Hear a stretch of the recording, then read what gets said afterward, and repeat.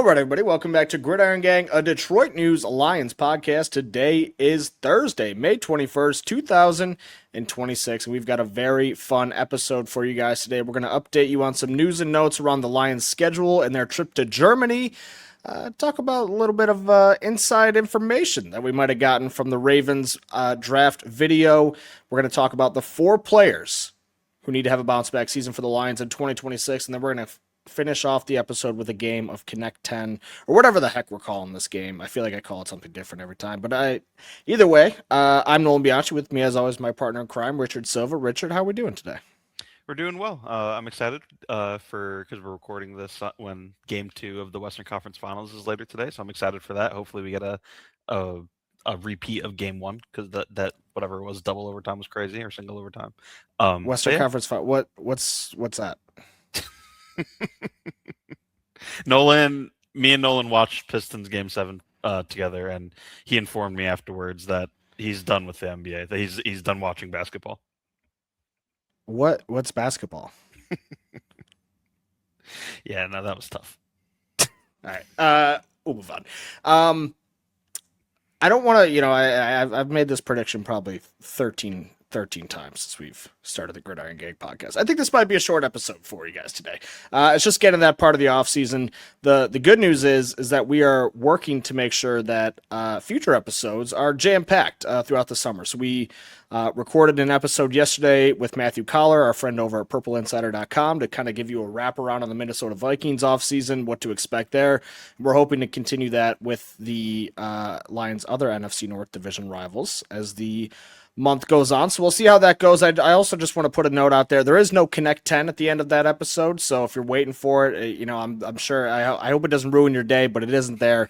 We're probably just going to take a break from that for a second as we kind of get through these summer episodes here.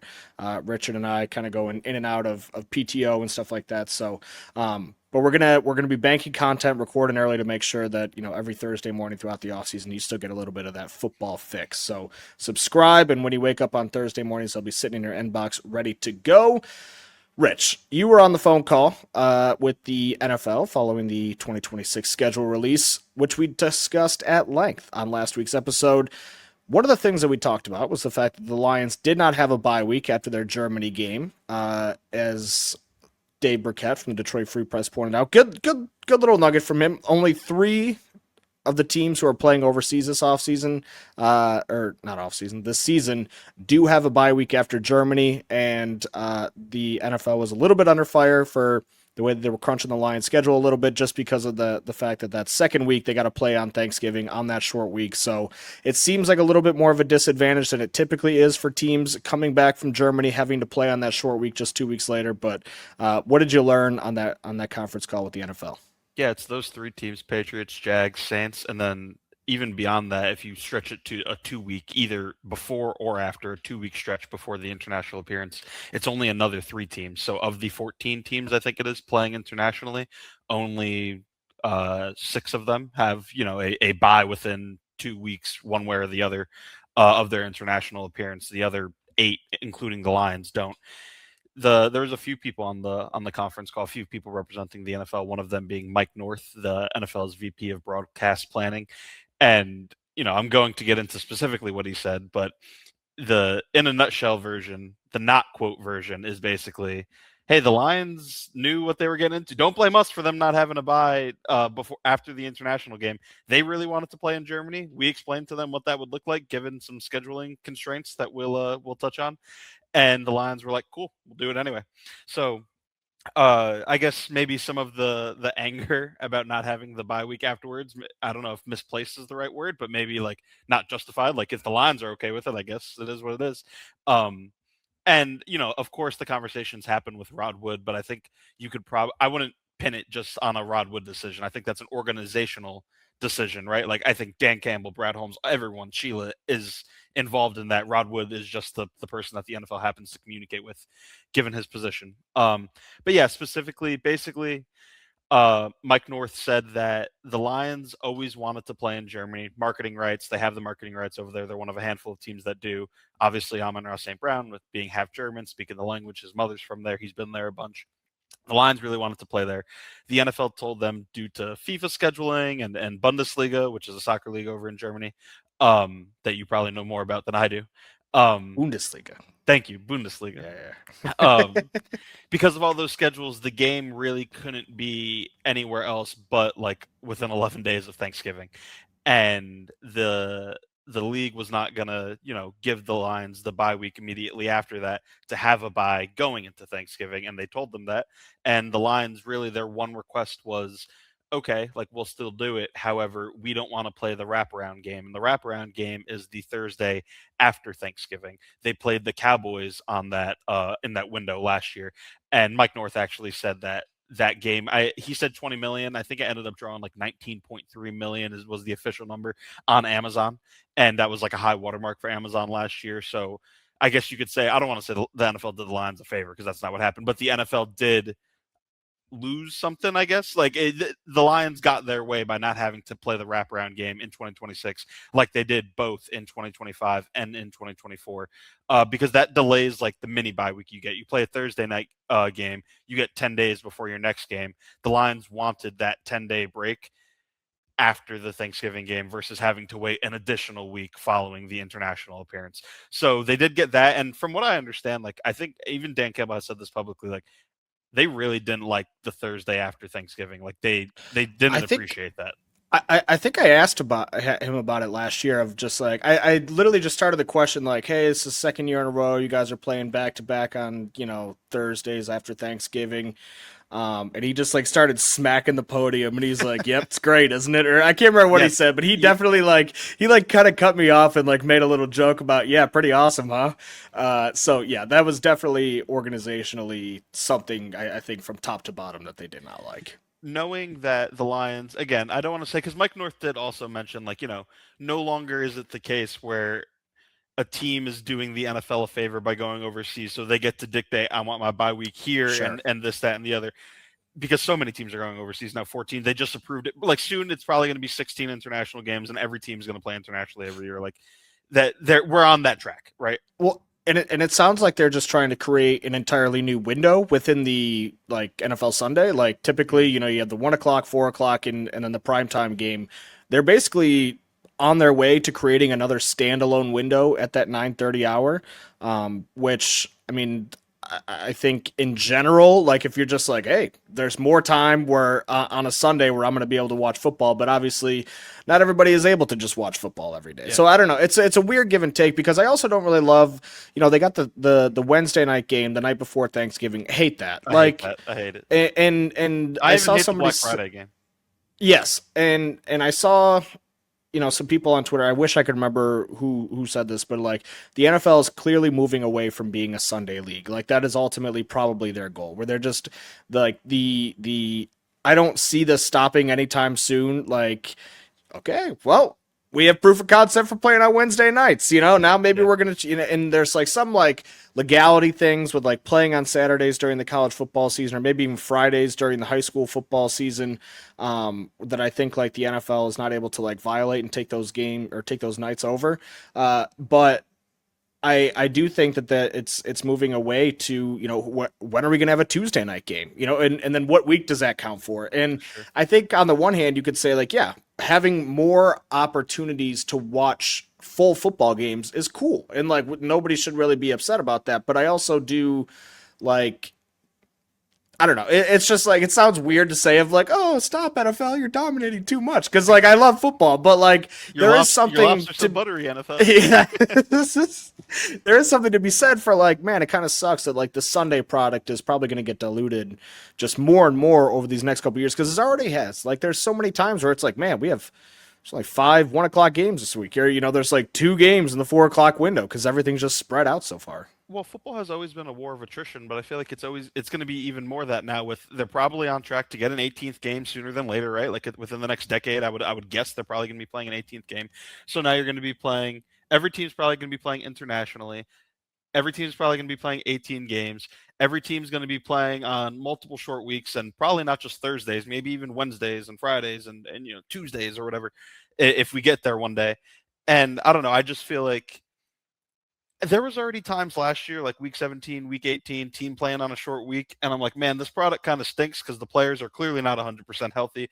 They're hurting, Hmm. right? And it's like, I don't know. Like, I just think at some point you reach a point where like you're damaging the regular product so much by like this by adding the specialty product, you're not gaining anything. But again, I mean, I don't work for the NFL and I'm not a millionaire, so like that clearly they're making decisions ahead of me. You Well, know what I mean? and it's hard to argue with the results, but at the same time, it's like, okay, well, when does the buck stop? Like, does because I feel like it has to kind of the come to an end eventually. Like even like what you're talking about, it's not even just injuries. It's just like guys are tired. Like Yeah. guys, and I think Jerry Jones said something to the effect of like, oh, like boo hoo. At least on these international games, we know guys are going to be like recovering on the plane on the ride home after the game. Whereas if we were playing at home, they'd be going out and partying. They wouldn't be at home in their beds. Like it's just that's ridiculous. Like it's scientifically proven that like international travel does harmful things to the body and mind, which is fine. I'm not saying that these like guys should be like babied or anything like Yeah. that, but when you're like adding that to the mix of like the most violent sport in the world, like then that's I think when it has an issue. Like if I had to do that, it'd be like, oh boo hoo, you type on your computer for a living, and it's like yeah, fair. But like the thing, like the way that like having like a 2% less like cognitive function can hurt you on a football Mhm. field for the rest of your life is like should be considered here, and I don't know, I just feel like it's not considered at all. No, I agree. What do you think, though? So, given that the Lions essentially made the decision to play in Germany and punted on the bye week after it, knowing the scheduling crunch that they were going to have to face, that they decided anyway, we want to do this. Do you have strong feelings on that? Do you think it is a mistake, or do you think maybe like presumably Dan Campbell was involved in that decision? Dan Campbell knows his team better than we do. I think it's a fine, like, especially after seeing that, like, how truly uncommon it is. Not like it went from being like you're guaranteed the bye to like it's pretty dang uncommon. Like we said, only 3 out of the 16 teams to have an international game this year have a bye the week after. However, um, I do think it's a problem that they're playing the Buccaneers coming off a bye week. Yeah. Like that is a problem. So like it's things around it I think that are more troubling than the actual like not having a bye in and of itself.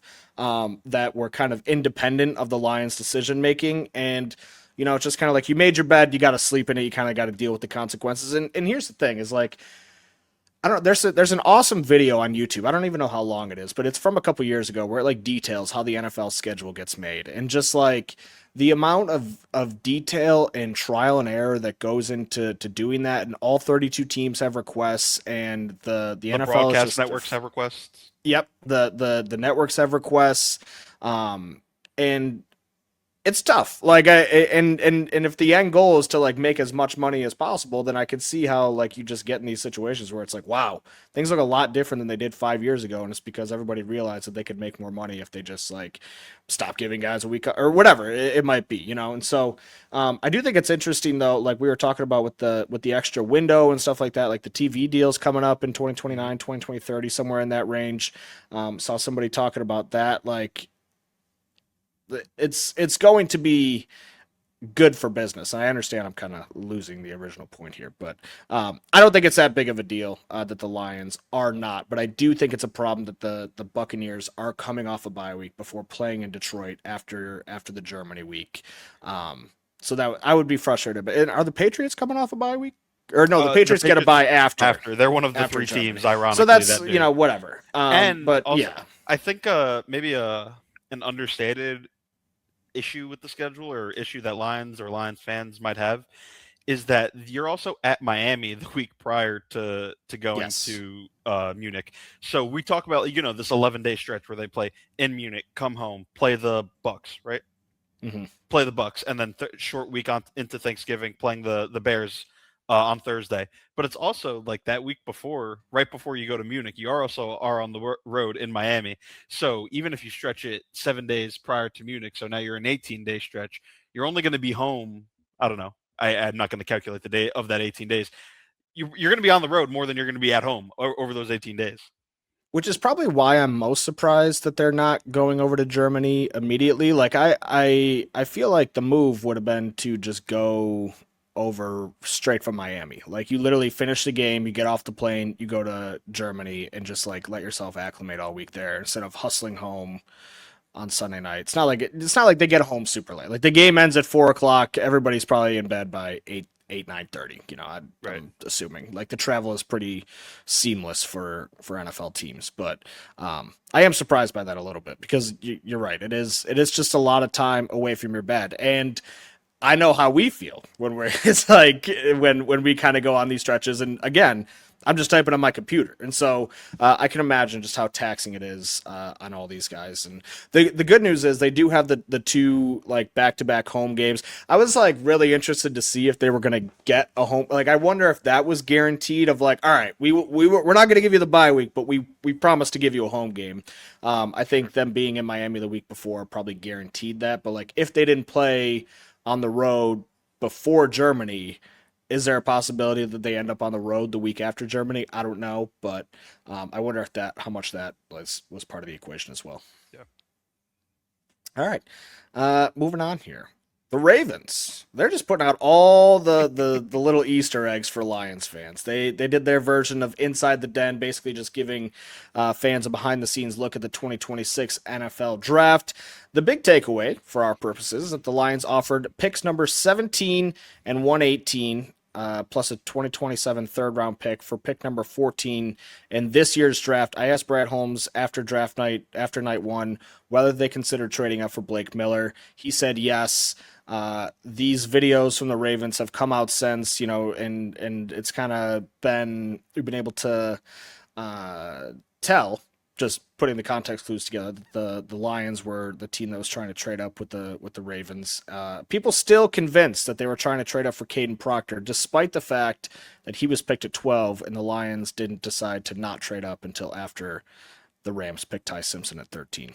Yeah, so it is funny because the Ravens, I think probably out of like respect, they just don't say like, "Oh yeah, Brad Holmes is on the phone with me right now," and like, what do they don't say the line specifically, but they say the 17th, the 118th, and the 2027 third. I'm like, who has all those picks, right? Obviously, so but yeah, so Brad Holmes answering your question on draft night, the first night of the draft.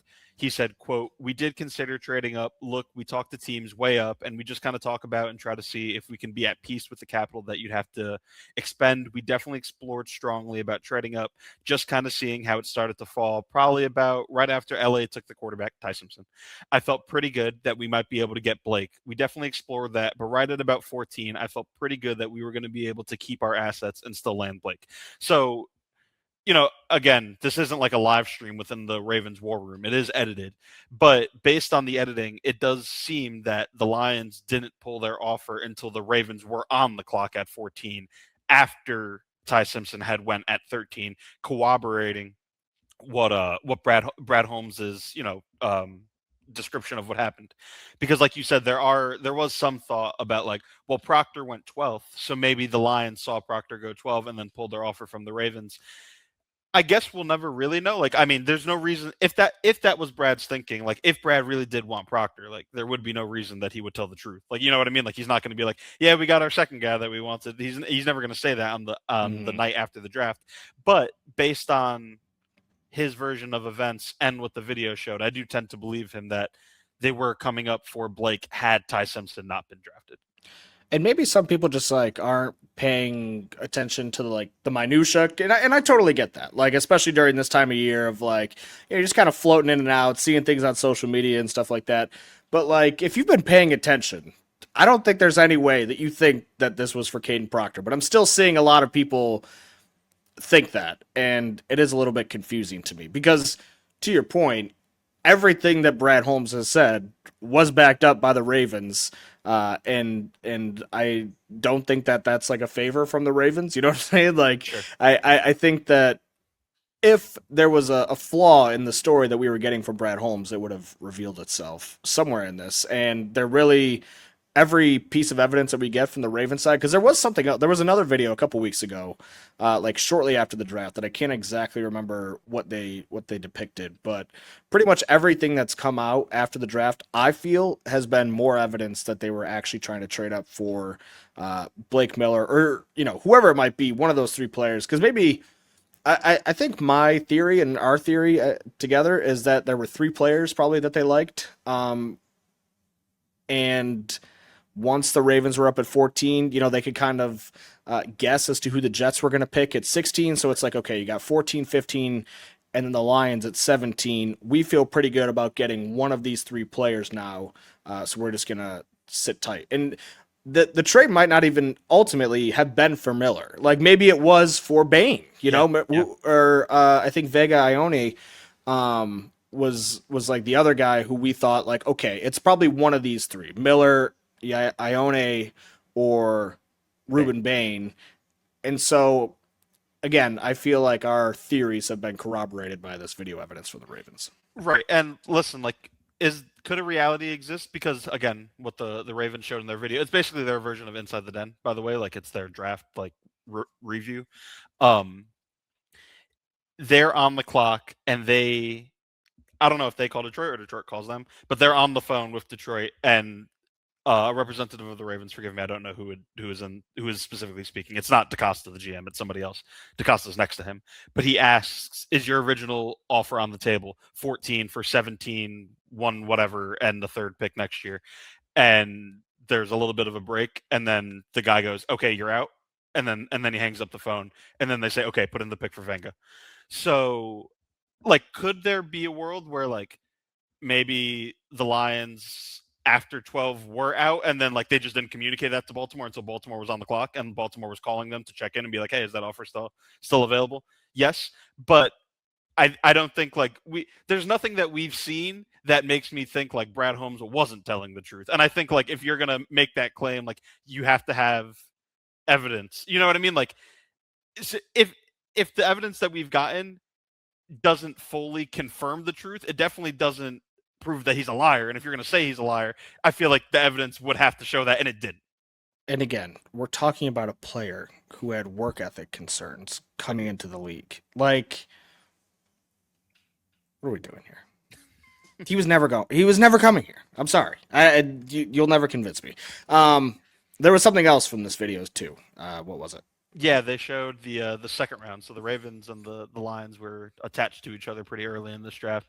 We remember that the Lions traded up from 50 to 44. I forget with who, the Colts maybe. I don't fully remember, but they traded up from 50 to 44 to draft Derek Moore, the edge rusher out of Michigan, who Brad Holmes said afterwards was their number one edge rusher entering day two. That was with guys still the Clemson pass rusher who's slipping my head right now. I can't remember his name. TJ Parker. TJ Parker, thank you. He was on the board. And the guy that the Ravens ultimately ended up with, Zion Young, was also on the board. And you see inside the Ravens draft room, they're talking about trying to line up and get Young, who they say in this video was top 20 on their big board. And then when the Lions trade up from 50 to 44, one spot ahead of the Ravens, who were at 45, DaCosta, he seems to react negatively and frustratedly. And he's like, yeah, that's going to be for Zion. And he's like mad. He's like, dang it. Like, we just got jumped. And then they end up taking Derek Moore. And it's not quite like a celebration. Like, they're all not like, yeah. But it's like, oh, okay, sick. We're still going to get Zion Young. So they end up drafting Zion Young. So it does seem, and again, could just be clever video editing. The Ravens are not, if they were really wanting Derek Moore and DaCosta was like, ah, shoot, they're not going to show that in the video. But they did seem that they liked Zion Young better. Brad Holmes was asked on draft day, I think by maybe John Neo, I think maybe asked him, our columnist, that did he feel like he had to jump over the Ravens because, their coaching staff very familiar with Derek Moore from their time together at Michigan. And he was asked, Minter, that is, and he was asked, did he feel he had to get over the Ravens? And he said, I don't know specifically about Moore, but I had an inkling that they'd be interested in edge. So, I mean, I don't, for whatever that's worth, it seemed that the Ravens wanted Zion Young over Derek Moore anyway, but the Lions got their guy, the Ravens got their guy.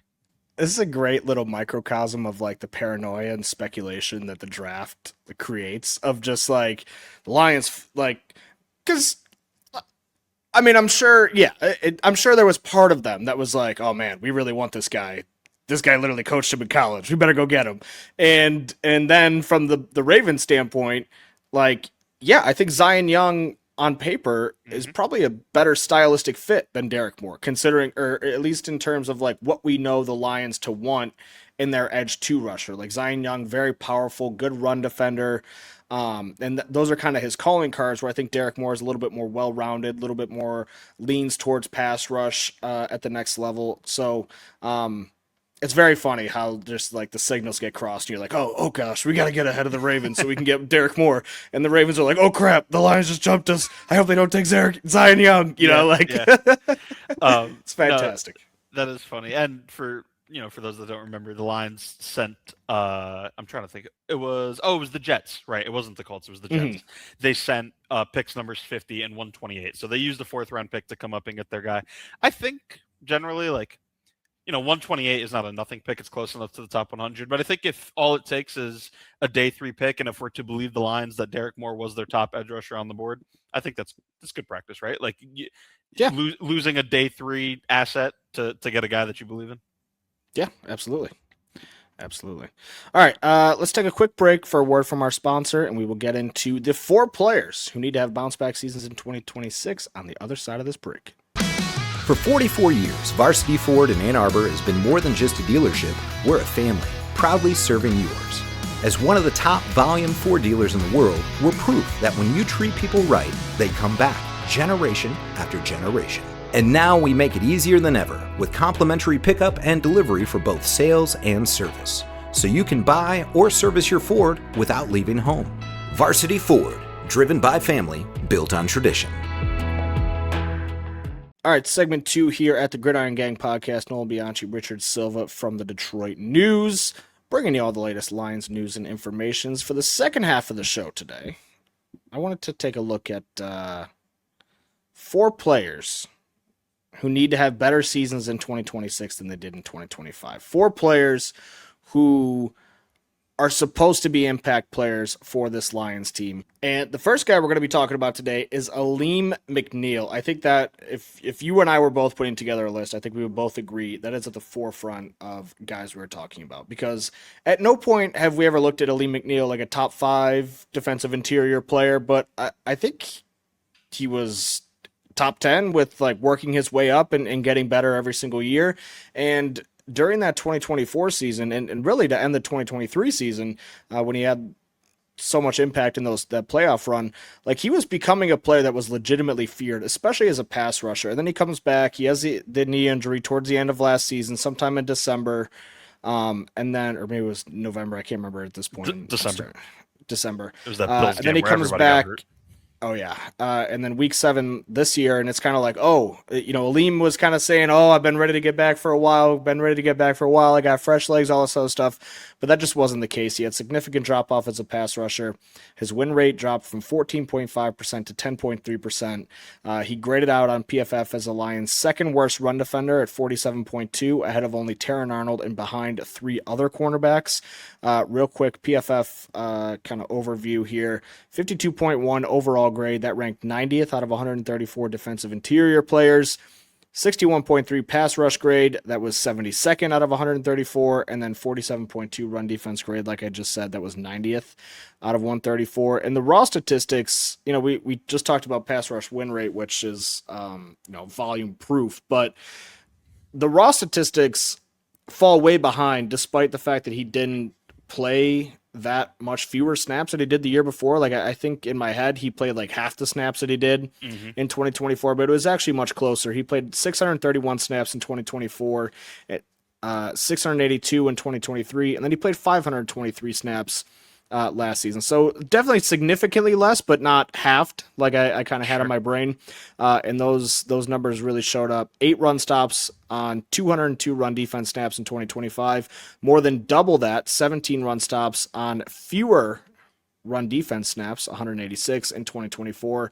And then pressures fell from 45 to 23, despite taking like 75% of the pass rush snaps. So just any way you slice it, he was just not as productive on a player on a down-to-down basis. And that mind you, came with a pretty healthy defensive interior rotation outside of him, outside of Levi Onwuzurike, of course. But you had a healthy Aiden Hutchinson as well. And so these are all things that I thought would really help him kind of come into his own. And we're giving him a little bit of grace because he's coming off the injury, but definitely needs to be a lot better, especially as a pass rusher in 2026. He had 0 pressures against Washington in Week 10, Los Angeles in Week 15, Pittsburgh in Week 16, and at Minnesota in Week 17. Granted, that Minnesota game, he suffered an abdominal injury, so he only ended up playing, if I pull it up here, 14 snaps in that game. So, but he had 4 0-pressure games this past season. He had 2 combined in 23 and 24. He was just not the same player upon his return. And he had his flashes, right? We've talked about on the podcast before. His return against the Bucs was great. I think he had like 7 pressures, and he was awesome in that one. I remember like in the first quarter of that game, he just like bulldozed the left guard. It was, right I think guard. It might have been like his first snap. I think it was like Cody Maw, and he just like ragdolled him. You've talked about before, and it's true. Sometimes we're sitting in the press box, and it's like, for whatever reason, if there's a player that you're really interested in that week, returning from injury, or really like is hot, like is playing really well or whatever, you described it as like an ISO cam. It's like, I'm only going to look at this one player on this particular play. And you said you were like, I just ISO cammed Aleem on that play, and it was, dude, he drove the guy back like a sled, like a blocking sled, 10 yards. Yeah. He had that game. He was good against the Packers. I mean, him and Hutch both had good games against the Packers. Just Jordan Love's really, good at escaping pressure and fading away and all that. Regardless, it was really those 2 games, and that was kind of it for Aleem last year. I think he'd admit that. And it was obviously, if he were to play better, that would help the interior pass rush. But I think it was really the interior pass rush as a whole. They got next to nothing from that group, man. And it was Aleem coming back from injury. DJ Reader at this point in his career never really was like a dominating pass rusher, but when he was younger could contribute a little bit. Didn't really give you much at this stage in his career. Roy Lopez gave you more than you expected, right? From when you signed him, but still just not a difference maker from a pass rush standpoint. Go ahead. No, I was just gonna say Roy Lopez had a better pass rush win rate than Marcus Davenport last year. Right. Yeah. So he gave you that tells a story. Yes. Yes. But Tyleek, and they've talked about the pass rush promise that he has in the future, and I do still buy into that a little bit. I think maybe by like year 2, year 3, year 4, he could give you more, but as a rookie, he wasn't giving you a lot. So they desperately need. We talk all the time about the opposite Hutch spot, but when this past year, when it was kind of nobody opposite, I don't want to say nobody. Alquin Muhammad had 11 sacks. When it was somebody across from Hutch, but maybe you still need a little bit more, plus nothing from the interior, you really saw the defensive line suffer. There was that stretch. It was like middle back half of the second of last season where there was like a 4-game stretch where I don't think the defensive line had a sack, or if they did, it was like 1. Like Hutch got one in overtime against the Giants, and that was kind of like it. I don't think they had one Roy Lopez, I think, had one or half against Washington. Brian Branch had 1.5 against Washington. Then Hutch had one. They didn't have one all regulation. Then they had one against the Giants in overtime. And then I don't think they got Jordan Love down, despite being able to put pressure on him. They didn't sack him in that game. And it was like, man, it's like a month, and the defensive line has produced 1 sack. And the interior was a big part of that. Because even if they're not getting home, that it opens up opportunities for others, for Hutchinson, right? Like if Aleem commands more respect and more attention, that is innately makes things easier on the guys around him. Yeah, and we've talked, like, I like what they did at Edge. I like what they have in DJ Wanham and Derek Moore. I like what they have in those 2 guys together. And I really like, it's funny, like, talking about if this guy stays healthy is like, it seems like we're almost having a different conversation when we talk about the Lions versus when we're talking about another team. Like, that's just kind of the luck that they've had over these last couple of years, where if they stay healthy seems like almost like a fantasy land scenario. Yeah. But like, if Aleem McNeil and Levi Onwuzurike could stay healthy, again, big if, Levi Onwuzurike, been injured a lot in his NFL career with various things.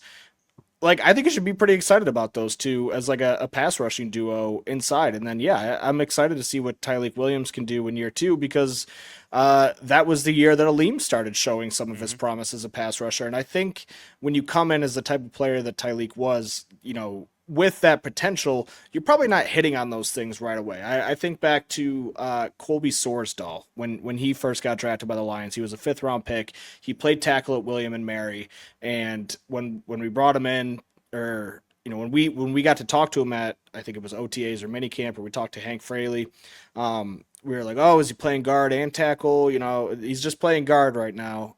Is he gonna go to tackle? Are you gonna cross train him? And he's like, no, like we're working on guard right now. Like he has enough on his plate, and a lot of times that's just the case with these rookies, no matter what level they come with. And obviously, when you're a first round pick, you have expectations to contribute right away. And I think Tyleek did in the ways that he was capable of in year one. But he almost made this list, but it felt a little bit disingenuous just because he was a rookie. So like Sure. but at the end of the day, he was a first round pick. So like he does have some expectations, I think, especially rushing the passer, because that's how they sold the pick at 28 after the draft last year. And I think going back to Aleem for a second, I think the reason for optimism is that he's still only 26, which I in my head I feel like he came into the league a little bit younger, because he's entering what, year 1, 2, 3, 4, 5. He's entering year 6, and he's still only 26 years old. So I think that's a positive.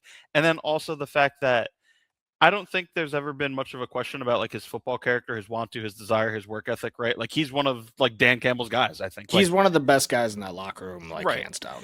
So I think because he's younger, he'll heal faster, he'll heal better. You don't have to question whether or not he'll put in the work to do it. I think there is reason for optimism. But with that said, like he is paid handsomely, right? Like at 1, 2, 3, 4, 5, 6, 7. I think he's the 7th highest paid interior defensive tackle according to Over the Cap in terms of average per year. He's getting paid $24.25 million. That's his average annual value, behind the likes of Chris Jones, Dexter Lawrence, Jordan Davis, Milton Williams, Zach Allen, Matabuke from the Ravens. Like those guys all are legitimate difference makers, and Aleem was in 2024 and 2023 and 2022. But he's got to get back to that because he wasn't in 2025. And like I said, I think there is optimism, but it has to happen, right? Yeah. Number 2 on the list, we've got linebacker Derek Barnes, a perfectly average player last year. He was 41th, the PFF overview real quick, 62.2 overall grade. That was 41st out of 88 qualified linebackers, 69.1 run defense grade. That was 38th out of 88 qualified linebackers, and a pass rush grade of 73rd out of 88 linebackers in pass rush grade with 54. Also coming off a significant knee injury last season. Also deserves all the caveats that we've just given to Lee McNeil. But I think it's a little more uncertain because we haven't seen Derek Barnes play at the level that Aleem McNeil played at in the second half of 2020, really all of 2023 and 24 up until he got injured. Linebacker is one of the only spots on the roster with a clear starting position available. And I would argue with Barnes' spot, it's the only like spot on the defense outside of nickel cornerback that like, you're just like, man, I kind of wish they had a better player there. Like, it would be nice to upgrade at that position because this is a guy, and I don't want to overstate how much he's being paid because I think when that contract initially came out and it was like, oh my gosh, $8 million a year, that's a lot of money. You could have paid Alex Anzalone with that money, but I think he's still like the 25th highest paid off-ball linebacker in the league, 26, somewhere in that range. But he's being paid more than Nate Landman, Blake Cashman, and while I think that maybe like I don't think he had a terrible year last year, but I don't think that he was really an impact player or a difference maker in any way, shape, or form. Like really of anybody on that defense, like I of the starters, I would put him pretty low in terms of difference makers. Of the 29 players in missed tackle rate, of the 29 off-ball linebackers in missed tackle rate, Barnes had the most pressures. So he does, in theory, provide a little bit of pass rush juice, but that was only because he was given more opportunities than anybody else. The only off-ball linebacker with more pass rush snaps was Frankie Louvu. Barnes had a pass rush win rate of 5.3%. That ranked 48th out of 57 qualified off-ball linebackers. That's a lower pass rush win rate than Marcus Davenport, Roy Lopez, and Tyleek Williams. Only 30 rush attempts in 2024 before the injury, but he had just one pressure. So you couldn't even say like, oh, proof of concept, coming back off the injury, he'll be a better player. And again, that's an extremely small sample size. It was like 2.25 games, but like, if he had it, you would have seen it, I think, especially given the players that were on the field to start the 2024 season. So I think the issue is he's getting an extremely disproportionate number of pass rush snaps compared to the ability that he's proven to have. He had 19 pressures and 100 pass rush snaps in 23, so he was significantly less productive last season when I think in totality, like the front seven around him was better last year than it probably was in 2023. And he just like, he doesn't have, like, that's supposed to be his thing. Like, he's a pass rushing Sam linebacker, and he's just not good at it relative to other players around the league. He has never been great in coverage. He's fine, but like, you don't need fine across the board for $8 million. Like, he needs to find one area of his game to step up and take to another level and be an impact player. And I think, like, if I were to guess which area that's going to be, it's probably pass rush. But again, I don't really have a lot of faith that he's going to just like all of a sudden like put together like a 40 pressure season, like getting, 300 pass rush snaps. I think part of the reason that the Lions and Kelvin Shepard specifically really wanted to bring Barnes back is probably goes a little bit beyond the stat sheet, just because he is versatile. So it's kind of like a bigger version of like the big slot, you know what I mean? Where it's like, oh, like how are we gonna, is this guy gonna drop into coverage? Is he gonna pass rush? Is he gonna do this? Is he gonna do that? Like, he's a chess piece, so you don't really know. I think that's part of the reason, because he can, like you said, his thing is supposed to be pass rush, but he could also drop into coverage and do a fine job at it. But absolutely, that's fine, when he was on that rookie contract, right? But now that he has been paid like he's been paid, I do think the expectations do rise, and like there needs to be the counting stats. There needs to be the impact plays that come with it, right? And I think he started the season, I think, playing like pretty all right. Like he had 4 sacks, I think, in the first like 8 games or something like that. But it was really the second half of the season where I think he kind of took a little bit of a step back. Final 9 games of 2025, 7 pressures, no sacks. I don't think there's like that's just not production that you can have based on what you're paying him to do. He had the interception against Dallas after, Meek Robertson tipped the ball into the air and he was able to come down with it. So I do what is that? I mean, we talk about right place, right time. We talk for sure. We talk for about sure. You want to hold the counting stats against them. That's Sure, a point he made. Sure. But that's a different counting stat. That's right place, right time. These are like the counting stats that we're talking about are like volume stats that like, okay, over time you should hit certain benchmarks of productivity. Sure. He had 20 pressures in 2023 on 124 pass rush snaps. He had 21 pressures on 188 pass rush snaps last year. So he had 60-ish more opportunities to rush the passer, only 1 more pressure. And ideally, he's 2 years older and still in his prime. Like, he should be improving and be better, right?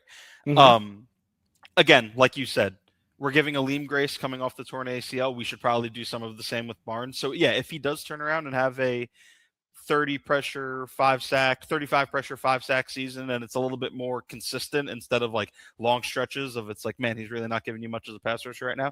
I do think that would be worth it. Like, that is what you're paying him to do, that type of production. But it needs, like I said with Aleem, it needs to happen. And like you said, we've seen it with Aleem. We're still kind of projecting a little bit with Barnes. Yeah.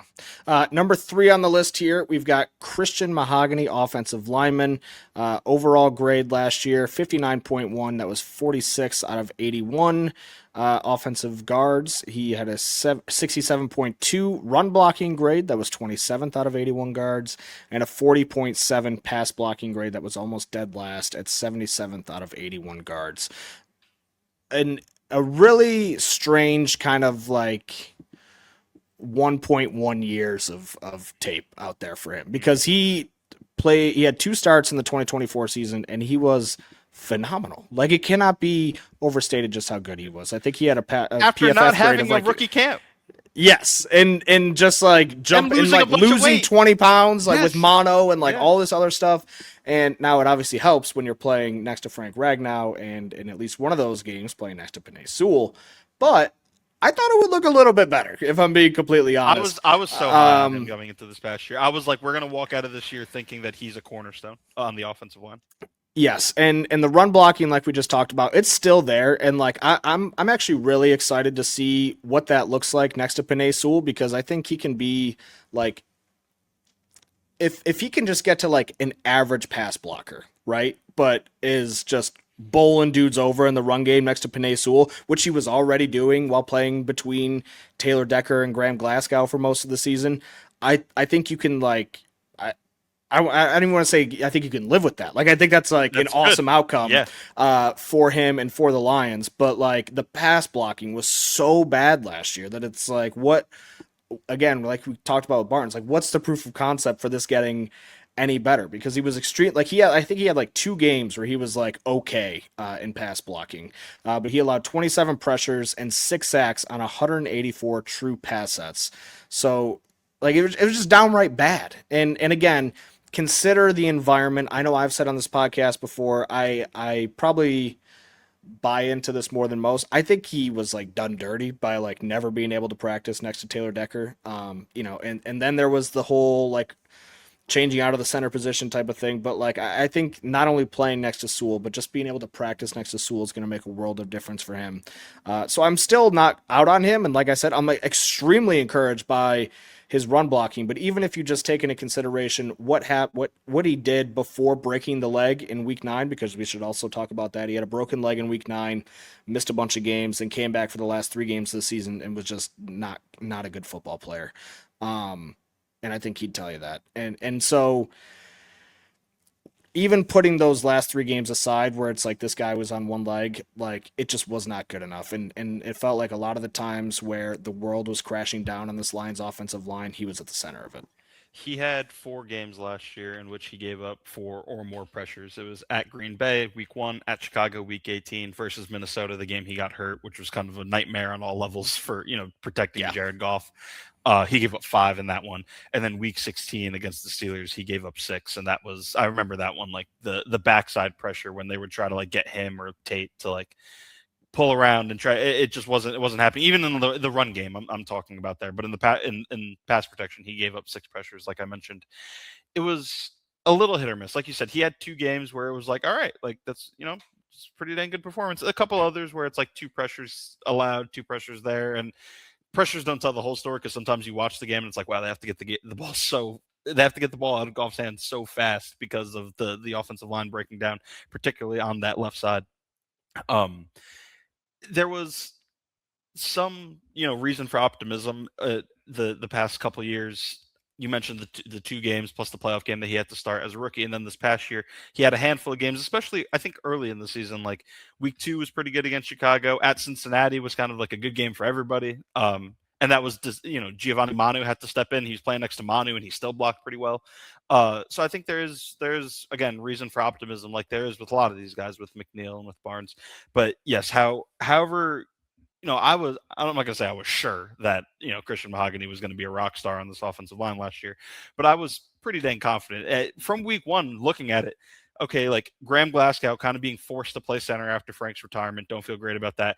Tate Ratledge as a rookie, no idea what's going to happen. Panay, obviously you feel amazing about him. And Decker, just giving him the benefit of the doubt as a veteran, as a solid veteran. It felt fine about him. Mahogany was kind of the third guy I had the most confidence in week 1. Yeah. And that isn't how it ended up happening. And like you mentioned with the broken leg, I think anything kind of after he came back week 16, week 17, week 18 can be and probably should be excused. Like he's limping around everywhere, even in the locker room, like after the game, like can't walk right because his leg, like he scrambled back because it's a playoff push and he's trying to help his teammates get back into it. But still, from weeks 1 through week 9, there were enough poor performances where it is a little bit concerning, and it does open the door for like there's going to be a left guard competition, and there's like 5 guys that are in contention for it, right? Like between Barch, Frazier, Mahogany, Scruggs. I'm probably forgetting a guy off the top of my head. There will be a healthy competition there. That being said, I still fully expect him to win it. Like Agreed. I think it would be a big disappointment if he didn't. He is my pick to win that left guard spot, and like you said, getting to play next to Panay, and then also Cade Mays now, who I think younger and right, little bit of a projection, but I think you hope you expect it to be better than what you got last year from the center position. So he's playing between 2 better players, right? So that should help him innately. And that's kind of what I'm saying. Not only do we got to move on here, but not only do I have optimism that it's going to be okay next year, like I look at that left side of the line and in the run game, I'm like, this could be like really, really good. And then Tate was pretty good, and then we'll see what Blake Miller is. So yeah, I think it's going to be, again, it's off season time. It's easy. I'm writing checks that I don't have to cash for months now, but I digress. Moving on here. Number 4, I debated between putting 2 players into here, but I went with the more elder statesman, and that is cornerback DJ Reed. he had a hamstring injury last year, missed significant time. I think he was battling that hamstring injury pretty much ever since he came back because he was really, really good. And I think it was the first 4 games. Is that when he got hurt? Week 4 against Cleveland. And he ended the season with the lowest coverage grade of his career via PFF at 61.3. That ranked 62nd out of 114 corners. He had an overall grade of 65.2. That was 47th out of 114, and then he had a run defense grade of 10th out of 114. So he was really good in that department. Yeah. But definitely like some career low points. Like I said, lowest coverage grade of his career, lowest defensive PFF grade of his career, opposing passer rating of 79.6 when targeted, actually his best since 2022. So some contradictory data here on the back end for him, but I think by and large we just agree like he did not look like the same player in the second half of the season that he did in the first half of the season after he missed those first 6 games with a hamstring after he missed 6 games with a hamstring injury. And it's a shame because that first month, then there was some Packers game issues in there. The whole secondary, there was one, the deep ball that I can't forget if it was on Terrion or Reed or whatever. The Packers kind of lit him up a little bit in the secondary. But that's communication, which is like that doesn't worry. Like ultimately, like in the grand scheme of things, it's like that's just communication, a new secondary playing together under a new defensive coordinator. But that first month was like, I'm like, okay, like this, they have a cornerback 1. You know what I mean? It's like, this is exactly with the money that they gave him he is living up to that, like 100%. Like he's playing really well. And then, yeah, you're right. After he came back, kind of, and I'm not pinning these issues on him because the issues existed a little bit before him. But right when he came back was kind of when the line started to get just hit again and again and again over the top, right? Against the Giants, against Dallas, against Green Bay, against the Rams. Like it was deep shot. That stretch really did hurt them. And that was right when he ended up coming back. And again, I'm not saying that that's his fault, but he wasn't part of the solution, right? For it. And it's funny, with all 4 of these guys, injuries are attached to it because, I mean, you talk about injuries that linger, like a hamstring. I don't think that ever gets right, like until the offseason, right? Like I can't especially when your job is to chase wide receivers. Right. Especially as well, like it was, I mean, I remember when he went down thinking like, well, his season's over. That sucks. Like it looked really bad. Yeah. It looked really bad. And, seeing him in the locker room in the weeks following, he's like limping around. And another guy that came back, and I don't want to say he came back prematurely because I don't know for certain, but he came back and played a violent sport 2 months after, or less than 2 months, about 2 months after partially tearing his hamstring. So again, there's optimism there. Now he is more than a full off season removed from it. So that, there's thinking that he'll play better. But again, like you said, we say this every year with injured guys, and you just hope it doesn't hit you as hard. Or, if DJ Reed stays healthy, you hope it doesn't hit you in other places. I do feel though like this year, maybe there's just some guys I'm forgetting, like Levi, obviously, Branch, Joseph, like those are obviously the big ones. Terrion, I'm not as concerned with the injury on that front because it's a shoulder. So like I don't know, we'll see. Like that's not ideal for like a smaller player who needs to boss up in the tackling game sometimes to have a shoulder injury. But like I do think that like that's one you feel comfortable with him coming back from. So I don't think it's nearly as many guys this season as it was last season. I think that's kind of the silver lining. The other thing I would say with Reed is that his play in the second half of the season, like taking a dip, also coincided with the injury, like Kirby Joseph not playing, Taron Arnold not playing, and then Brian Branch gets hurt in week 14. So the whole rest of the way, they're without him. And so I think his bounce back is like dependent on all these other players, where there's just like a ton of uncertainty. And I think we should probably even throw Terrion on this list. Like we can talk about him a little bit. There's uncertainty with him, off the field. He's recovering from the injury, but I think if we just strictly keep it to on the field stuff, I don't think his 2025 season was as bad as a lot of people would lead you to believe, especially given the style of defense that the Lions were playing and the team success that the Lions were having with him in the lineup defensively, like covering passes. Like things didn't really start to fall apart until he went out too, because he got hurt. His last game was week 13 against Green Bay. So yeah, I don't know. It's really interesting. He needs to be a little bit better. This is a good example of how PFF grades can be a little bit misleading, though. I want to point this out from Taron Arnold's PFF page. I just mentioned he graded out as the worst tackler on the team last season. He had a run defense grade of 47.1. I'm looking at all these scores. I don't really think it averages that low. It was 78.4, 62.8, 42.8, 79.1, 64.2, 26.4, 63.4, 64 point or 61.8. So I don't know how that all averages out, but he was also like he has green marks up and down the board as a tackler. He had 2 games where he was really, really bad and probably dealing with the shoulder injury. One of them was week 5 against Cincinnati. I think he left that game. And then the other one was week 9 against Minnesota, which was his first game back from the shoulder injury. So those were his only 2 games where he had like a tackling grade below 74. And so, I just want to point out that those things can be a little bit misleading sometimes. But generally speaking, Taron needs to be better in coverage. So does DJ Reed. And really just like the whole secondary outside of Rock Ya-Sin needs to be a much better player than they were last year. Right. Shall we get to the 10 people? Name 10, guess 10? Yes, we should. And you know what? After all that, it's not going to be a short episode after all. All right, let's play Connect 10 here. I've got 10 names. You're going to tell me the thing that connects them all, and we're starting you off with head coach of the Green Bay Packers, Matt LaFleur. Matt LaFleur. I'm going to guess that Matt LaFleur and these other 10 coaches that you're going to name. Now, I should say, I did a bad thing, and I was just explaining to Rich, why I took so long to get on the podcast, and it was because I was doing this. And I fear that I gave him too much information, which might not seem like real information, but that he can use to deduce some things. Went to college in Michigan. No, but that's basically it. All these guys coached at a college in Michigan. I don't know if I should have just given you that, but you got it. Wow, that's like that. I told him, I told him before this that it was super difficult to find 10. It took me forever. So that was boring. Who were some of your other names? Who list them? And so here's the other problem. I feel like this list is just the most obvious thing in the entire world, but you would have also thought the same thing about all the guys who wore number 1 last week that I just right over my head. So I got Matt LaFleur, John Harbaugh, Brian Dable, Jesse Minter, Robert Saleh, Steve Mariucci, Adam Gase, Jim Harbaugh, Nick Saban, and Mike McDonald.